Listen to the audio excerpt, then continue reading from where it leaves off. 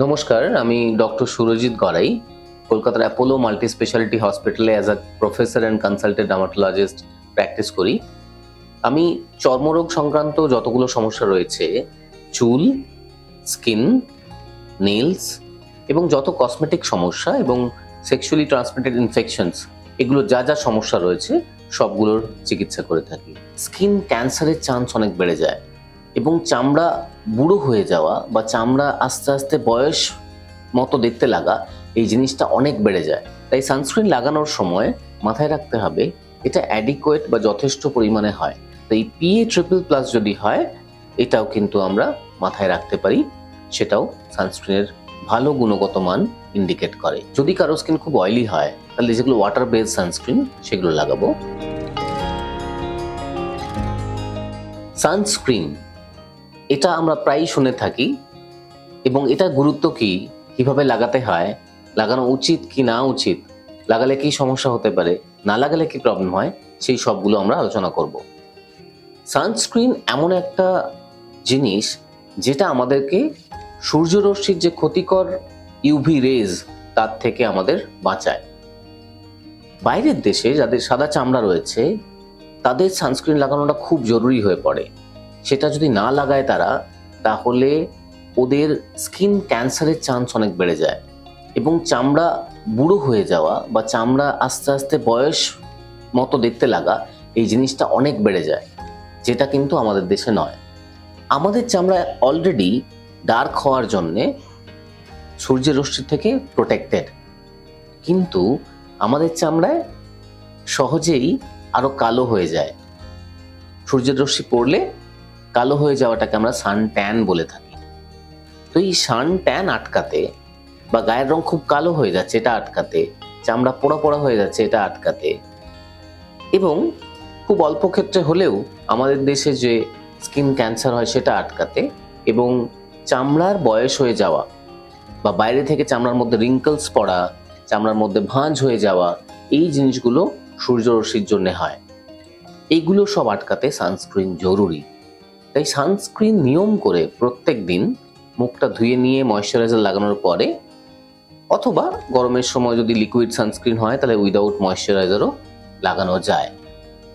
Sunscreen কতটা লাগাবো, কিভাবে লাগাবো, এগুলো নিয়ে প্রচুর একটা কন্ট্রোভার্সিস রয়েছে, প্রত্যেকের একটা কনফিউশনও আছে। সানস্ক্রিন যদি SPF 50-র উপরে হয় তাহলে মোটামুটি সবাই লাগাতে পারেন, কিন্তু SPF 50 আর SPF 60 এর মধ্যে বিশেষ ডিফারেন্স নেই, খুব অল্প ডিফারেন্স। কারো কারো ক্ষেত্রে বা যাদের সত্যি বাইরে যাওয়ার প্রয়োজন নেই তাদের ক্ষেত্রে SPF 30ও যথেষ্ট। তাই SPF 30, SPF 50, SPF 100 এগুলোর উপর বেশি মাথা ঘামানোর প্রয়োজন পড়ে না। কতটা লাগাবো এটা ইম্পর্টেন্ট। আমরা এটা দেখে নেব যে খুব অল্প করে পুরো মুখে বুলিয়ে নিলাম, এতে কিন্তু সানস্ক্রিন কাজ করবে না। তাই সানস্ক্রিন লাগানোর সময় মাথায় রাখতে হবে এটা অ্যাডিকুয়েট বা যথেষ্ট পরিমাণে হয়। তার জন্যে আমাদের আঙ্গুলের এই যে প্রথম দাগটা রয়েছে তার এরকম 2 বা 3টে দাগ অবধি যতটুকু ক্রিম হয় ততটা নিয়ে পুরো মুখে আমরা লাগাবো। এছাড়াও সানস্ক্রিনের উপর লেখা থাকে আরেকটা জিনিস, PA++, তো এই জিনিসটাও আমাদের দেখে নেওয়া যেতে পারে। তো এই PA++ যদি হয়, এটাও কিন্তু আমরা মাথায় রাখতে পারি, সেটাও সানস্ক্রিনের ভালো গুণগত মান ইন্ডিকেট করে। সানস্ক্রিন কখন লাগাবো? অনেকে বলেন সানস্ক্রিন লাগানোর সঙ্গে সঙ্গে বেরোলাম, গায়ে পুরো ঘাম দিয়ে দিল, মুখের মধ্যে পুরো ঘাম দিচ্ছে, সানস্ক্রিন গলে পড়ে গেল।